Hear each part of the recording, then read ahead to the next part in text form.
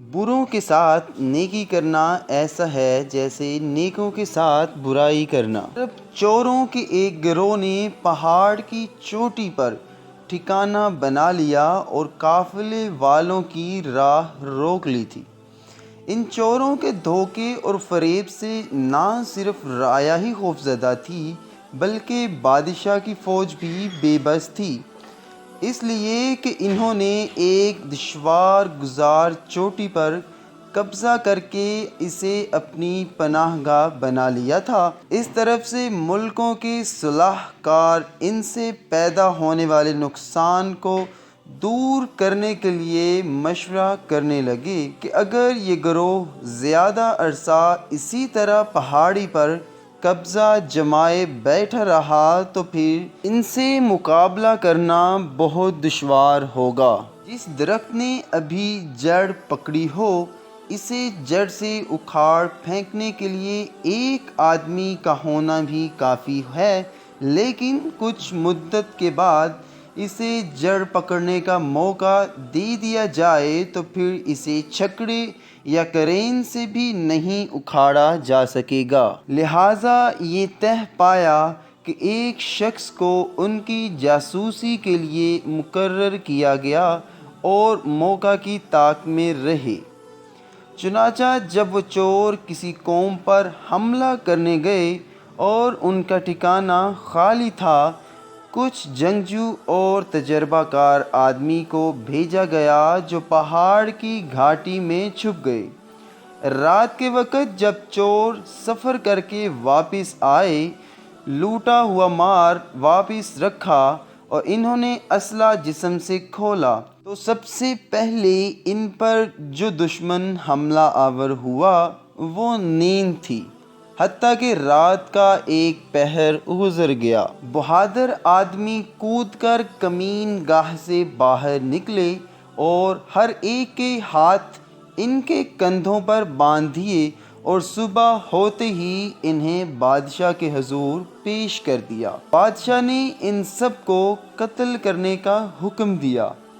اتفاق سے ان میں سے ایک نوجوان بھی تھا جس کی اٹھتی جوانی کا پھل ابھی پک رہا تھا اور اس کے رخساروں کے باغ سبزہ ابھی پھوٹا ہی تھا، یعنی چڑھتی جوانی کا آغاز تھا۔ چہرے پر بال نئے نئے اگے تھے اور وہ ابھی جوانی کے دور سے لطف اندوز نہیں ہوا تھا۔ وزیروں میں سے ایک وزیر نے بادشاہ کے تخت کے پائے کو چوما اور سفارش کی، اس لڑکے نے ابھی زندگی کے باغ سے پھل نہیں کھایا اور نوخیز جوانی کا لطف نہیں اٹھایا، لہٰذا حضور کے شاہانہ کرم اور اخلاق سے امید ہے کہ اس کی جان بخشی فرما کر مجھ پر احسان فرمائیں گے۔ بادشاہ نے اس بات پر اس سے منہ پھیر لیا، اس لیے کہ اس کی بات بادشاہ کی بلند رائے سے مطابقت نہ رکھتی تھی، اور کہا، جس کی بنیاد بدی پر ہو وہ نیک لوگوں کا سایہ یعنی اثر قبول نہیں کرتا۔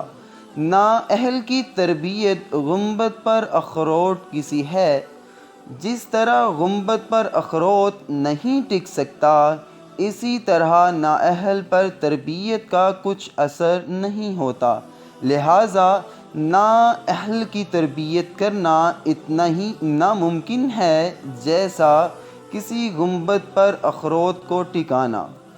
دوسرے لفظوں میں نااہل کی تربیت کی کوشش کا حاصل کچھ نہیں اور بے نتیجہ رہتی ہے، لہٰذا ان کی فسادی نسل کو کاٹ دینا ہی بہتر ہے اور ان کے خاندان کی جڑ کاٹ دینے میں ہی بھلائی ہے، کیونکہ اگر آگ بجھا دینا مگر چنگاری کو چھوڑ دینا، ناگ کو مار دینا اور اس کے بچے کی پرورش کرنا عقل مندوں کا کام نہیں ہے۔ وزیر نے یہ بات سنی تو مجبوراً بادشاہ کی عمدہ رائے کی تعریف کی اور کہا کہ آپ کی سلطنت ہمیشہ قائم رہے۔ حضور نے جو فرمایا وہ بالکل درست ہے، کیونکہ اگر یہ لڑکا ان بد خصلت لوگوں میں تربیت پاتا اور ان کی عادات کا اثر قبول کر لیتا ہے تو ان میں سے ایک بن جاتا ہے، لیکن اس ناچیز کو امید ہے کہ اگر نیکوں کی صحبت میں اس کی تربیت ہوئی تو عقل مندوں کی عادات اپنائے گا، اس لیے کہ یہ بچہ ابھی چھوٹا ہے، سرکشی اور دشمنی ابھی اس کی فطرت میں داخل نہیں ہوئی۔ اور اس کے ساتھ بادشاہ کے مصاحبوں کا ایک گروہ سفارش میں اس کے ساتھ شامل ہو گیا۔ چنانچہ بادشاہ نے لڑکے کے یعنی قتل کا ارادہ ترک کر دیا اور کہا، میں نے اسے معاف کر دیا، اگرچہ مجھے اس میں کوئی اچھائی نظر نہیں آتی۔ بہرحال لڑکے کو بڑے لاڈ پیار اور عیش و آرام سے پالا گیا۔ کئی استاد اس کی تربیت کے لیے مقرر کیے گئے، حتیٰ کہ وہ شائستگی سے گفتگو کرنا اور بادشاہوں کی خدمت کے آداب سیکھ گیا۔ چنانچہ سب اسے پسندیدگی کی نظر سے دیکھنے لگے۔ ایک دفعہ وزیر نے بادشاہ کی خدمت میں لڑکے کی نمایاں عادات کا ذکر کیا اور کہا، عقل مندوں کی تربیت نے اس پر اثر کیا اور وہ پرانی جہالت اس کی فطرت سے دور ہو گئی۔ بادشاہ مسکرایا اور کہنے لگا، بھیڑیے کا بچہ بالآخر بھیڑیا ہی ہوگا، خواہ وہ انسان کے ساتھ رہ کر بڑا ہوا ہو۔ جب اس واقعے کو بیتے 2 سال ہو گئے تو محل کے بدماشوں کا ایک گروہ اس کے ساتھ مل گیا اور دوستی کا رشتہ قائم کر لیا۔ چنانچہ اس نے موقع پا کر وزیروں اور اس کے 2 بیٹوں کو مار ڈالا اور بے شمار مال و دولت اٹھا کر لے گیا اور چوروں کی غار میں باپ کی جگہ آن بیٹھا اور باغی ہو گیا۔ بادشاہ نے حیرت سے انگلیاں دانتوں میں دبا لیں اور کہا، کوئی کیسے برے لوہے سے اچھی تلوار بنا سکتا ہے؟ اے عقل مند نالائق، تربیت سے لائق نہیں بن سکتا۔ بارش کی فطری لطاف تو مختلف نہیں ہوتی، لیکن اس کے اثر سے باغ میں لالا کا پھول اگتا ہے اور شور زدہ زمین میں گھاس پھوس، شور زدہ بنجر زمین میں سنبل نہیں اگ سکتا، لہٰذا اس میں تو بیج اور محنت ضائع نہ کر۔ بروں کے ساتھ نیکی کرنا ایسا جیسے نیکوں کے ساتھ برائی کرنا۔ ناظرین اکرام، بدفطرت ہی رہتا ہے، چاہے اس کے ساتھ کتنی ہی بھلائی کیوں نہ کی جائے۔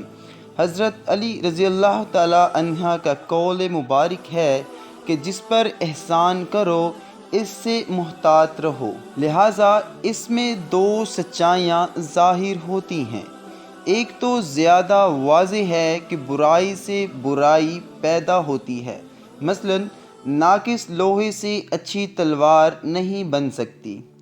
فتنے کو شروع ہی میں ختم کر دینا چاہیے، جڑ پکڑ جائے تو پھر اس کو جڑ سے اکھیڑنا ناممکن رہتا ہے۔ اس کی فطرت میں برائی ہو، تربیت سے اس برائی کو بھلائی میں نہیں بدلا جا سکتا۔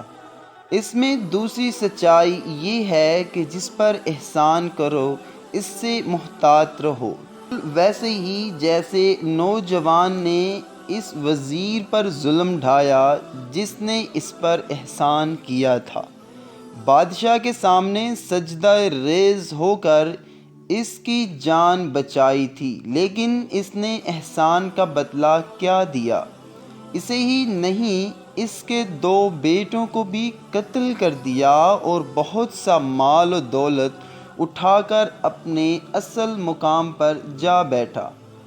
اس نے کسی اور کو قتل نہیں کیا، نہ بادشاہ اور نہ کسی وزیر کو، اس نے تو اپنے محسن وزیر کو قتل کر کے محسن کشی کی روایت کو تقویت پہنچائی۔ محسن کشی کی روایت ایک دوسری سچائی ہے۔